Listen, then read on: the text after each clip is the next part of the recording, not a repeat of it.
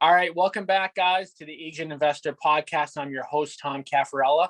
Got my first guest ever out of Green Bay, Wisconsin, Terri Hoffort. Terri, how's it going? Great. How are you? I'm doing very well. And like I said, I apologize. My camera's not working today, so we're gonna have to do this off my phone. But technology is good enough where I think we can pull this off. Yeah, no problem.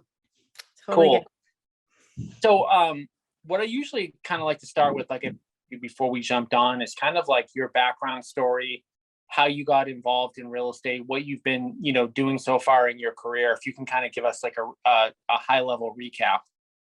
Yeah, sure. So I started in real estate in end of 2012, and had wanted to get in real estate for many years, but I kept on, starting and stopping because my kids were young. And as soon as they were high school, I thought, this is the time. So got involved in real estate, loved it. Started in Appleton, Green Bay area, had a small team, and we were together for, but just until this past year. And then we did separate, and both are starting our own teams now. But yeah, had some good success and really, really love real estate. Cool. So you still have a team today. Is that right? Yeah, I just started my own team just recently. I hired an admin assistant and took on my first team member, a brand new agent. She's just starting out. Awesome. Yeah. So you've been doing this for 10 years on the traditional retail side. You're with who? Coldwell Banker, I think I saw. Right. Yes, Coldwell Banker. And did you start your career there? I did. Mm-hmm. Oh, wow. So you're a lifer, which we don't see too much of anymore. But tell us, obviously you starting in 2012, 2013, did you, jump off to a lot of success, right out of the gate? Was it a slow climb? Tell us about the retail, growth of your. Yeah, started out kind of slowly. I think the first year was decent. I had probably about 9 sales, maybe 10 sales.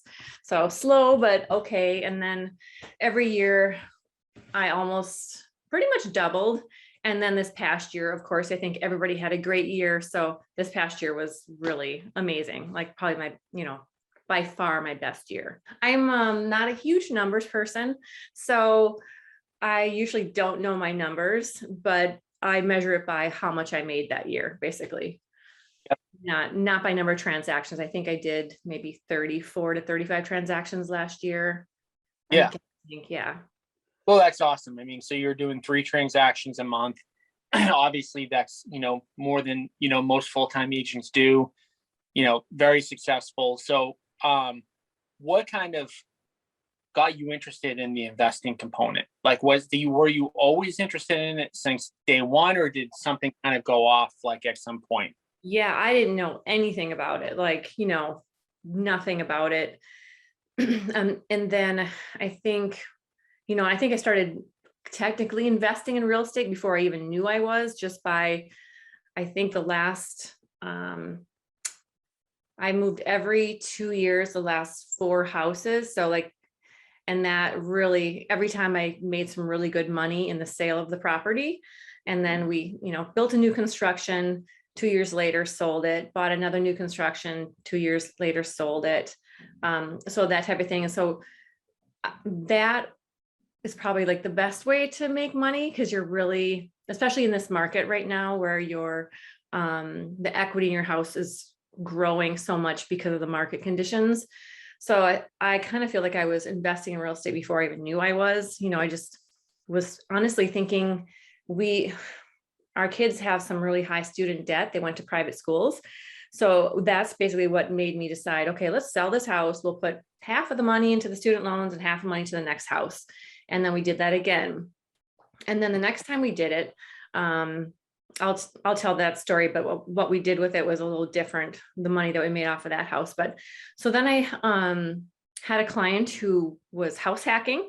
They were buying a duplex, living in the other side. And then in 2 years, he bought another duplex, kept that one duplex, and just, it was paying for itself and cash flowing $1,000 a month, and bought a new duplex and lived in the other side. And so basically he had no mortgage. It was cash flowing $1,000 a month. And I was like, oh, that is so awesome. Like, I wish I would have done that. We were just starting out buying houses. And then I also then I listed a fourplex and met two guys, their name were Pete and Sam, investors, and they bought it. And then they started buying more properties with me. And I think they bought, between their personal homes, the next year or two, like 7 or 8 homes in the next year with me. And just being around them and seeing what they're doing and really them sharing why they're doing it, I got really excited about investing in real estate. And I was like, why am I not doing this? And then also my business partner, her and her husband were investing in properties. And so I think I was around a lot of people who were doing it. And I just started to get that feeling like, wow, I'm really missing out here. I need to start looking for an investment property. So then I started looking for investments, and I offered on a few and didn't get them. And then one came up that was like one street over from where we live now. And I was really excited about it. It had like 1.5 acres of land and lots of trees. And I don't know, I just fell in love with it and offered on it and got it. So that was my first property. And my goal was to get 3 properties in my first year of investing. So 1 year will be in May, and I have 3 properties. Which I thought, no way am I going to be able to do this, because the last 2 came at the last month or 2. I didn't think I was going to make my goal, but That's phenomenal. And so, you're kind of like the exact case study that we look to feature for a lot of different reasons. That the whole, pretense of our show is like, most agents, especially successful ones, help make their clients wealthy, and they don't do so in the process. And, you're kind of like, why you're investing now, like you mentioned, had a lot to do with the fact that you were helping a client achieve these financial goals. You saw it, and then you took action, which a lot do. So as you saw this happening, meaning like your clients having success doing this, what were some of like the fears or the hesitations or the thoughts that kind of went through your mind that maybe told you maybe you shouldn't be doing this, or prevented you from taking action right away? Or did you just jump right into it? Oh yeah, I had a lot of fear, because that initial down payment, 20% on an investment property, was a big thing. And it was scary, because the way we financed the first one, like I said, we sold a house and we made some good money off of it.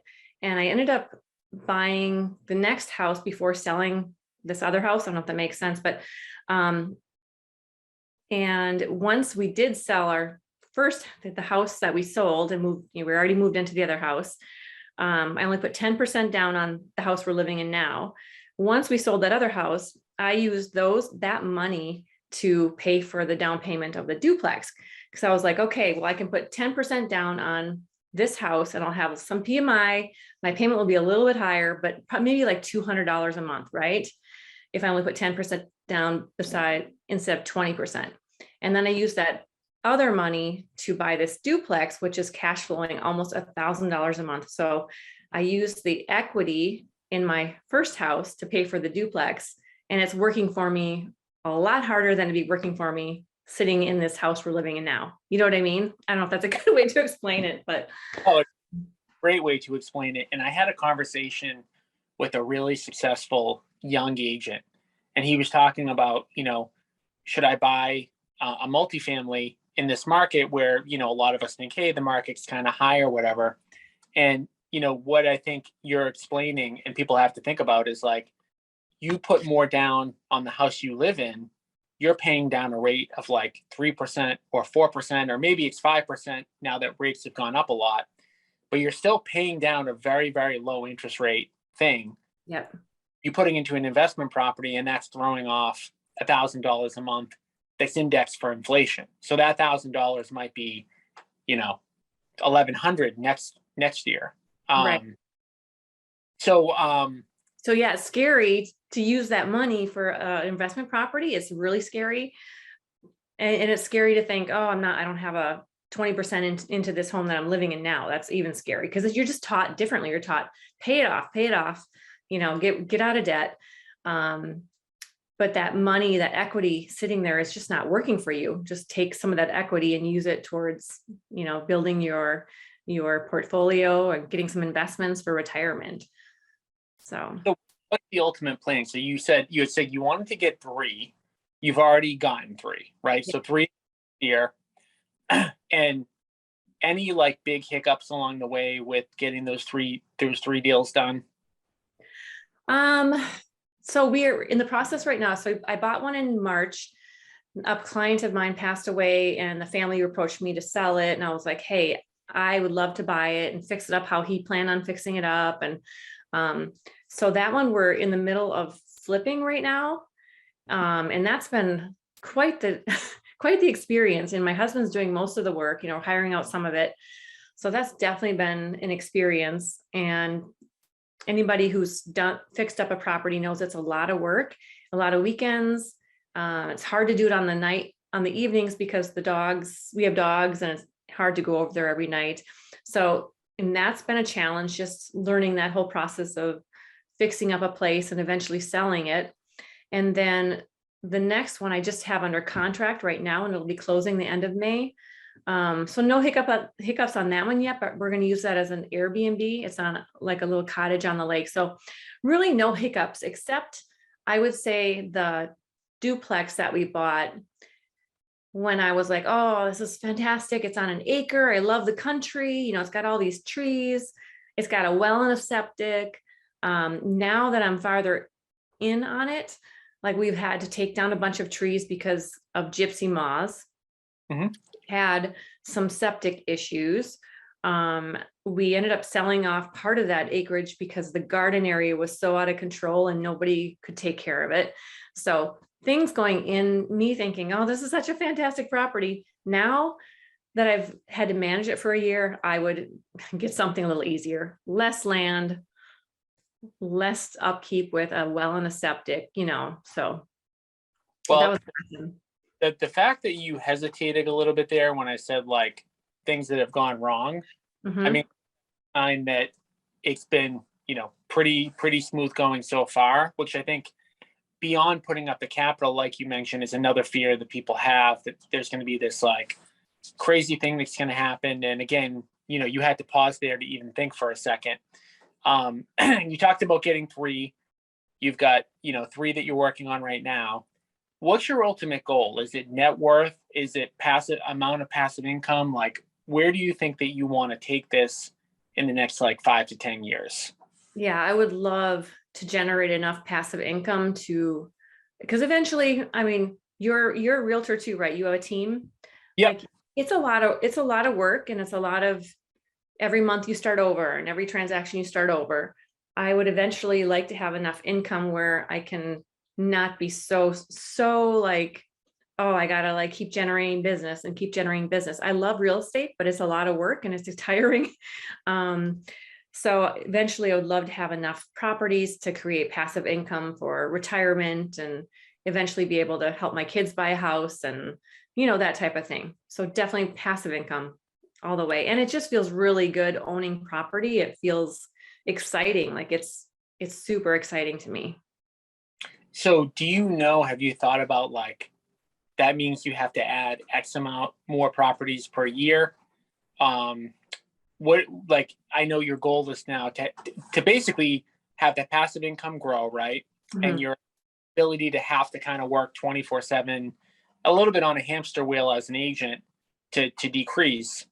Do you know what it's going to take to get there at this point? No, like I mentioned, I'm not a numbers person. So even, I was listening to your podcast before and I don't really know what cap rate means. And I know what return on investment means, but I don't know how to figure it out. I've done it a few times just to figure it out, but I don't retain that information. So even just planning ahead saying, okay, I need this many properties and this much money. I'm not like, I'm just not great at that. Yeah. Like the thing I would say to that is you don't really need to know a lot. Like you don't need to know cap rate. You don't need to know terminology. The biggest thing I would kind of think about for you is there's got to be that number, that monthly number, that get you to that goal. And whether that number is 10,000 a month, 20,000 a month, 5,000 a month, I don't know. You probably might know that number better than I would. And I would reverse engineer it. And I would look and I would say, okay, you've got one that's producing $1,000 a month cash flow. Let's assume that that's the type of property that you want to own. How many of those do you need? And how can you pull it off financially within the time period that you want to do it in? Right. So I mean, it's not more complicated than if every one of them makes you 1,000 a month, which is usually a pretty good number across the country for what a multifamily is going to make you, 500, 1,000, 1,500 a month. It's just a matter of how many of those do you need? And then how do you pull off the finances in order to kind of get there? Right. So I was just curious if you kind of knew when you were working back, but I mean, you've got a lot going on, and that kind of brings me to my next point, which is another reason why a lot of people don't do it.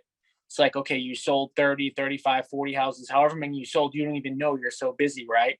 And now you're split, you've got a property that you're managing, you're going to do an Airbnb. So my question to you, which is the thing I hear from a lot of agents, is like, how are you balancing all of this together? Yeah. It's a lot. It's a lot right now because we do have that flip going, and then I'm running around trying to buy furniture for the Airbnb that we want to get up and running by July. And then our duplex, we're having to refloor it in like 2 weeks because we have a new tenant moving in, which is my mom. So, which is exciting. So yeah, we have a lot going on and real estate, and I don't know how I'm managing it. I'm barely staying afloat. Let's just say I really want to get this flip sold and off my plate, and then I'll focus on the Airbnb. And yeah, it's a lot. But I didn't mention this to you, but I have with the duplex, I do have a business partner, 10% business partner, and he's the numbers guy. And then the Airbnb, I do have a 50% partner, and he's the numbers guy. So I've been really trying to align myself with people who know what they're doing, who are really, really excited about investing and are numbers people. So that's one thing I would suggest too for other agents wanting to get started. Maybe align yourself with somebody who is already doing this and has a lot of knowledge. So yeah. So I've got two partners, and I'll just echo that statement. One of my partners is a construction guy. I know nothing about construction, nothing. I've done a lot in the investment world, and people are always shocked at how little I know, because I found a partner who knows construction. So I decided, hey, I'm only going to learn about construction what I need to know. And then my other partner is a CPA, and he's the number in my business. So I couldn't echo that statement more. Nobody's going to be good at everything. So you need to surround yourself, with people who can, really augment what you do. And for most of us, like, we're never going to be good at that thing we're really bad at. So it's like, rather than trying to figure out how to get good at that thing we're really bad at, it's usually easier to add. It doesn't have to be a partner. It can be just a really good financial person, or a really good lender, or a really good construction person. They don't have to be partners, but you definitely need a team to invest, for sure. Yeah. Or somebody who knows what they're doing. And my husband's really, really good with construction. Like, he can do just about anything. So that helps too. I know like he's managing all the repairs type thing.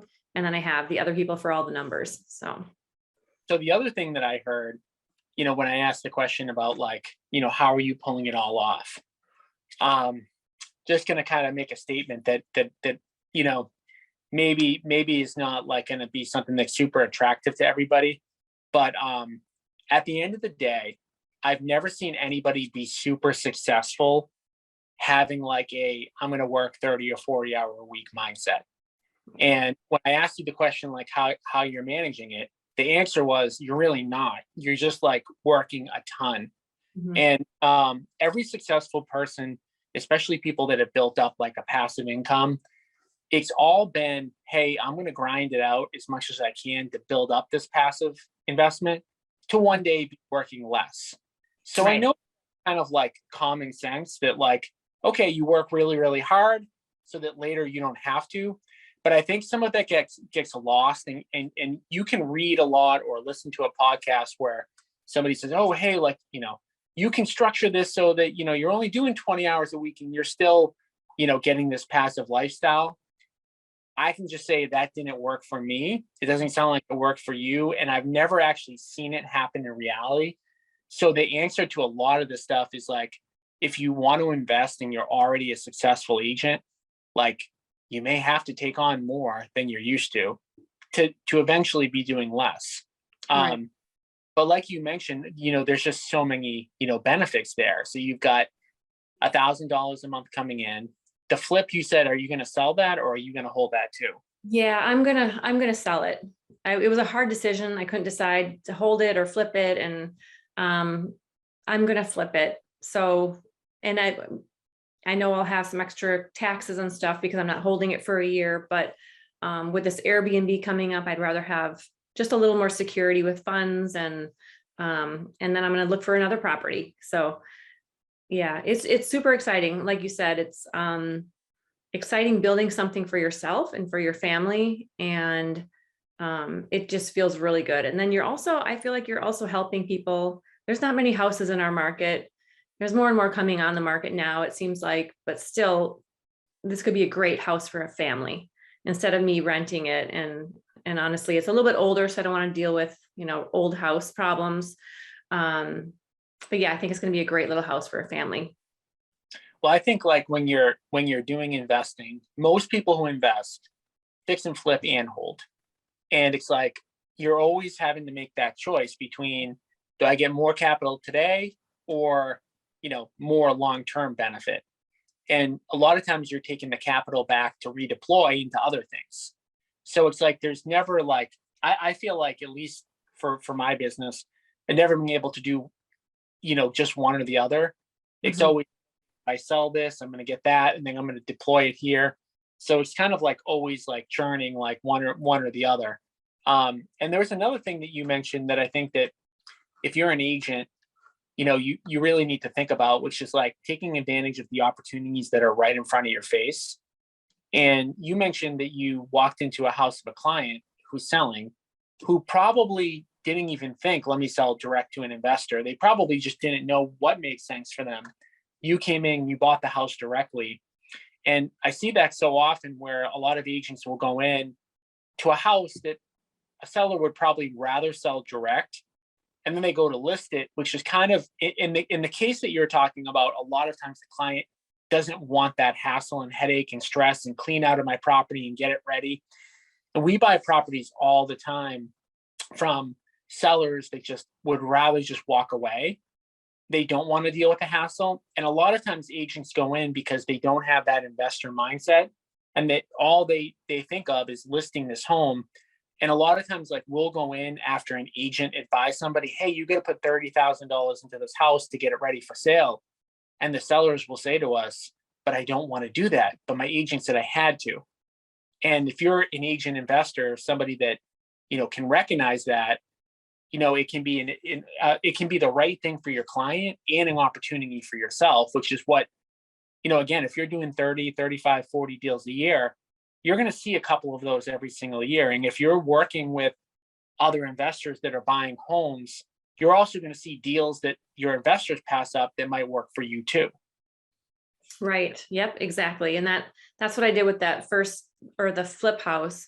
I told the sellers, leave whatever you need to. It was a situation where the client of mine passed away in the family. Yep. They were from way out of Massachusetts or something, way out of town. So it was just easier for them just to say, yes, here you go. It worked out for everybody. And yeah, if you just keep your eyes open, be prepared, like have your finances in order, be prepared, even if you have to take out some equity out of your house, but just have that ready to go so that when the opportunity comes along, you're ready to jump on it.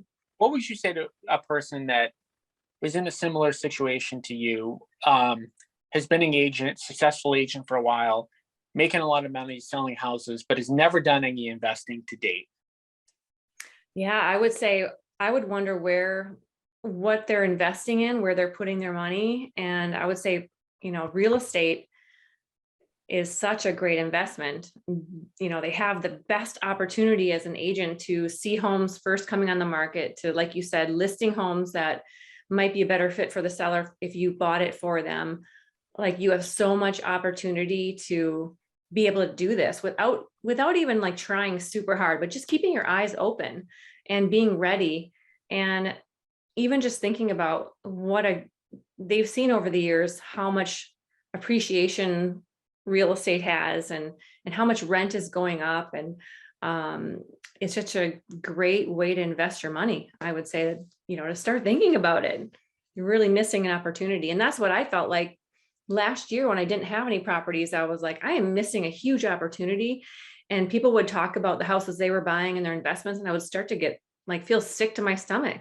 Like, why am I not doing this? This is crazy. So it was almost like, I think I need to start this because it really was making me sick.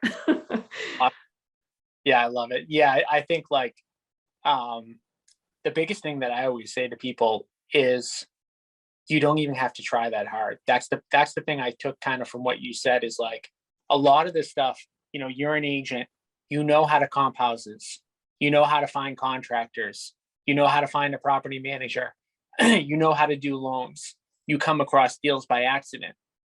All of these things, is why we started the podcast and really said like, hey, unless you're an agent who just says like, I get what investing is and it's not for me, I think it should be for most people, because most agents at some point make at least a couple of their clients wealthy, and why not have it be themselves too. So I want to thank you for jumping on today. A lot of great information. If our clients ever want to reach out to you or learn more about you, how can they find out more about you or reach out in any way? Search me Terri Hoffort Realty, and you should be able to find it on Instagram and Facebook. Yeah, so I just did a Google search, and good. You get a bunch of stuff coming up. So you'll be easy to hunt down if people want. Yeah, I love following other agents and seeing what they're doing with their marketing and everything. So yeah, hit me up. I would love to chat. If you have any questions about investing and getting started, I'm complete newbie, but I can tell you, what I've done and how exciting it is to get on this side of it. Cool. All right. Thank you, Terri. I appreciate you coming on, and we'll be back again with another episode of the Agent Investor Podcast next week. Awesome. Thank you. Thank you for having me. Thanks.